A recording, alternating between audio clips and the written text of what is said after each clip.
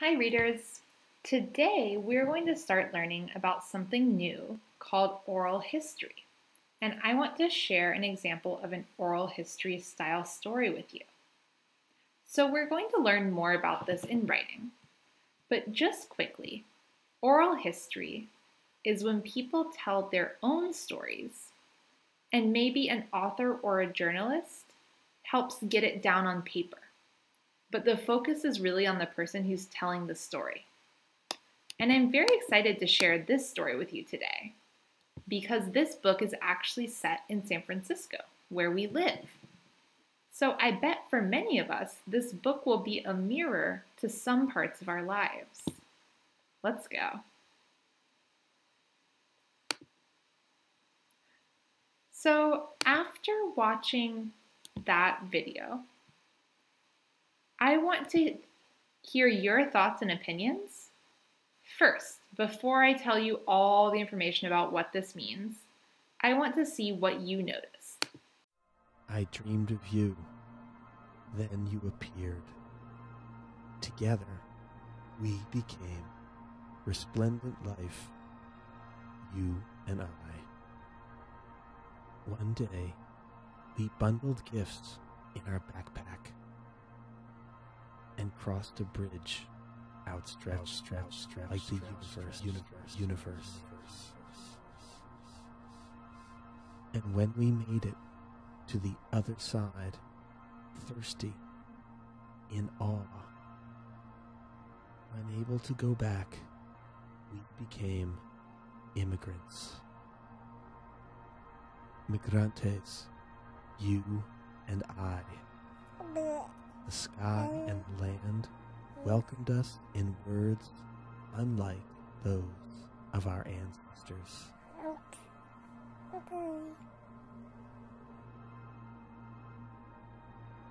There were so many things we didn't know, unable to understand and afraid to speak. We made lots of mistakes. You and I became caminantes. Thousands and thousands of steps we took around this land until the day we found a place we had never seen before. Suspicious, improbable, unbelievable, surprising, unimaginable, where we didn't need to speak, we only needed to trust. And we did. Books became our language. Books became our home. Books became our lives. We learned to read, to speak, to write, and to make our voices heard. Someday, we will become something we haven't even yet imagined. But right now, we are stories. We are two languages. We are lucha. We are resilience. We are hope. We are dreamers, soñadores of the world. We are love, amor, love. All of us have stories. Each of them is different. This story began in 1994 when I crossed a bridge with my 2-month-old son, Kelly, from Ciudad Juarez, Mexico, to El Paso, Texas.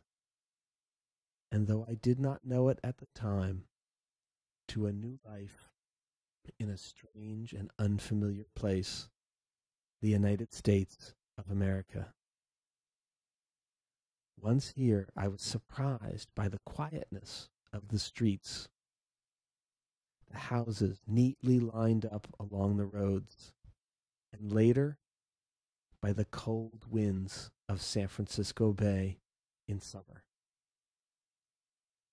I had come so that my son could meet his great-grandfather Ernie, who was very ill and not expected to live much longer, and to marry Kelly's father, a U.S. citizen.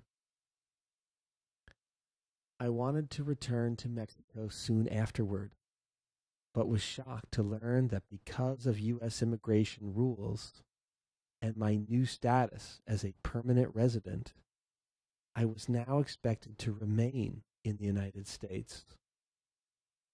I had become an immigrant. But could I possibly call this new place my home? Like most immigrants, I missed things that felt familiar. My family, the food, my friends, my job as a swimming coach, and my ability to communicate, to understand, and to be understood.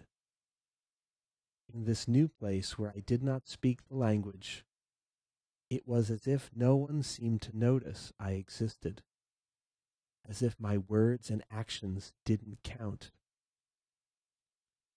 In those first days, I constantly wondered if I would ever find a place where I felt valued. Then one day, Kelly's grandmother brought us to a building that would change our lives forever. We discovered the public library, and it was spectacular. I had never been in a place where you could just take books from the shelves without asking, and without being scolded for taking them. And there were picture books, something I had not encountered before. I could not believe how beautiful and sturdy they were. And then, when I opened them, I was amazed at the power of their illustrations.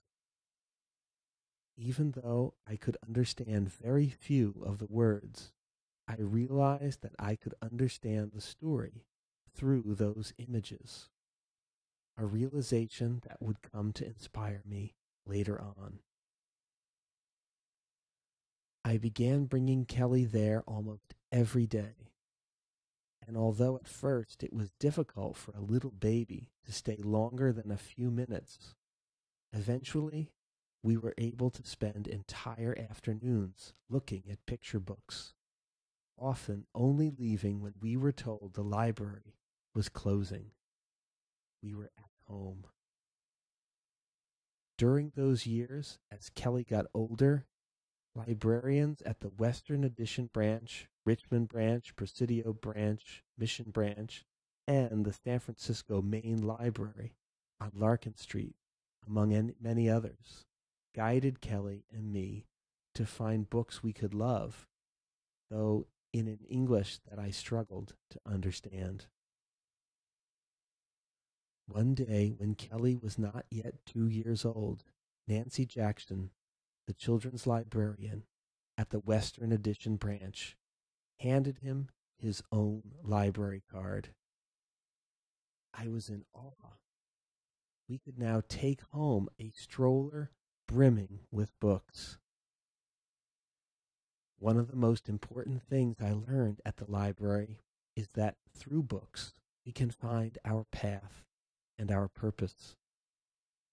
I also learned that I love to tell stories and that I could tell them through books.